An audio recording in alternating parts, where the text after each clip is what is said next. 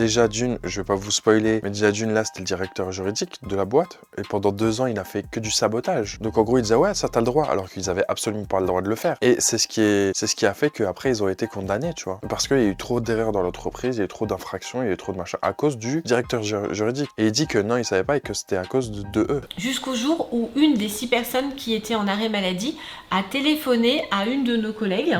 Donc c'était 2 personnes qui étaient assez proches en fait en dehors du travail. Et donc la personne en arrêt maladie a téléphoné à la collègue pour lui dire qu'en fait ils étaient en train de préparer un gros prud'homme contre l'entreprise pour harcèlement moral. Et elle lui a proposé de les rejoindre en lui disant, mot pour mot, il y a de l'argent à se faire. Donc la collègue n'a pas voulu les suivre en fait, elle a raconté au reste de l'équipe ce qui se passait.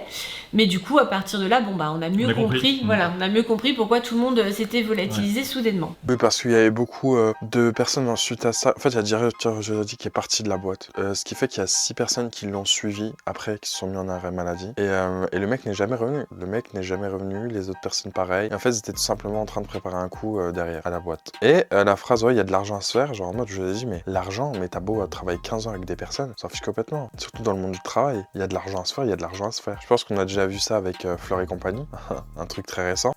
Découvrez la revue criminelle de Max Guys. Amateur de true crime, cette revue est faite pour vous. Max Guys vous plonge dans les affaires criminelles les plus marquantes avec des analyses poussées, des détails inédits et une narration captivante. Que vous soyez passionné par les cold cases, les grandes enquêtes ou les profils des criminels les plus célèbres, cette revue vous tiendra en haleine du début à la fin. Ne passez pas à côté. Procurez-vous votre exemplaire dès maintenant en cliquant sur le lien en bio.